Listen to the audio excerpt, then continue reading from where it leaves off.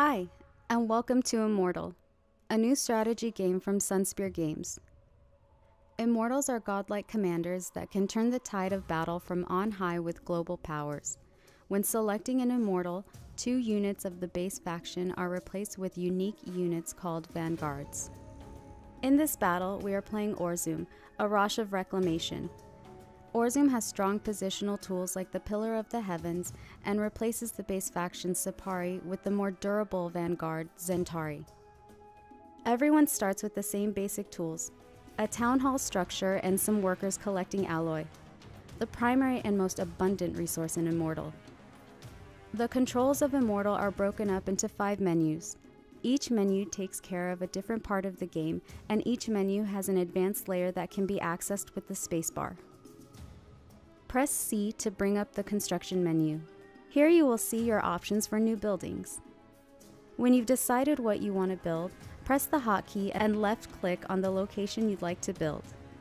The game will automatically select the best worker for the job and send them back when they're done. Ether is the second resource in Immortal. It's less common than alloy and is required for making more advanced units and structures. Use your construction menu to build an ether extractor. To start collecting ether, open your build menu and press the hotkey for the ether extractor. In Immortal, ether is extracted automatically. No workers are necessary. Now we've got our economy up and running, and we need some troops to defend it. Use the construction menu to build a Legion Hall. The Legion Hall is part of a special category of structures called production structures.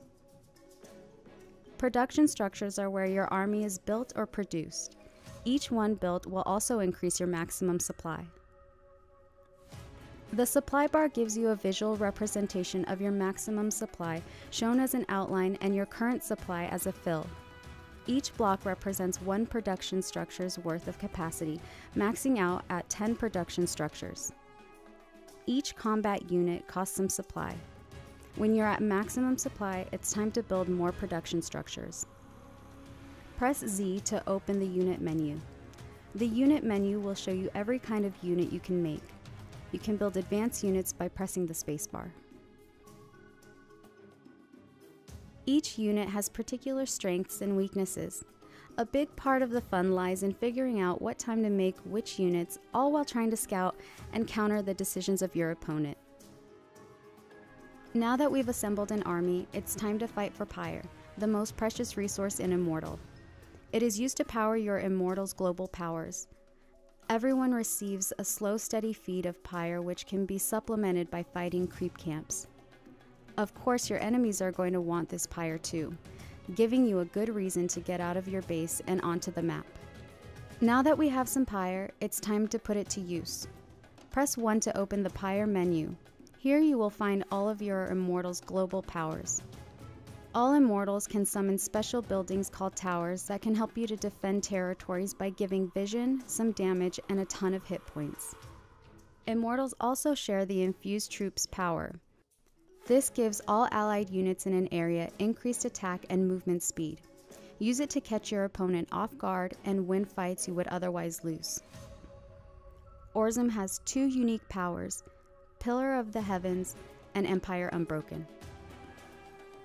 Empire Unbroken is a primarily defensive tool. Allied structures in an area take reduced damage and are healed at the end of the duration. Pillar of the Heavens is both an offensive and defensive ability. Allies in an area receives a significant damage buff, while enemies directly underneath the pillar will take damage. Army control is directly under your fingertips. All basic abilities are accessible instantly, with advanced abilities on the spacebar. Press D to select all of your combat units. Whenever a new unit is made, it will automatically be added to the selection. There's a lot that goes into commanding an army, but everything can be boiled down to 4 actions: scout, then attack, expand, defend. Everything begins with scouting. Immortal is a game of imperfect information, so the better you scout, the bigger your advantage. Based on what you scout, you'll decide to either attack, expand, or defend. Attack players when they're expanding. Expanding is expensive. When your opponent expands, they're making a long-term investment. Punish them before their investment can pay off. Expand against defensive players to overcome defenders' advantage. Don't attack mindlessly into a strong defensive position. Let them sit in their base while you gather up all the resources on the map and invest in late-game technology. Defend your territory when you scout an incoming attack. It will take time for enemy troops to make their way across the map. Time to get your defenses set up and produce additional troops that will arrive during the battle. With these 4 core elements understood, you are ready to enter the flow of Immortal gameplay. All warfare is based on deception, and Immortal is no different. Every step of the way, try to deceive your opponent so that they make the wrong decision. If you have the high ground or other defenders' advantages, try to coax the enemy into an attack by slowly chipping away at their army with a few long-range units. Try to time your attacks when your opponent is most vulnerable. Conceal the movements of your army and leverage the element of surprise. Keep your eye on potential base locations and scout for tech structures to know when it's a good time to strike. If your opponent is defending their base, take control of the map. Deny scouting attempts while you build expansions, invest in technology, and collect additional Pyre. Each game is a unique story told by the players. Explore creative ideas and develop strategies. Learn the strengths and weaknesses of your chosen Immortal and faction, and leverage them to your advantage.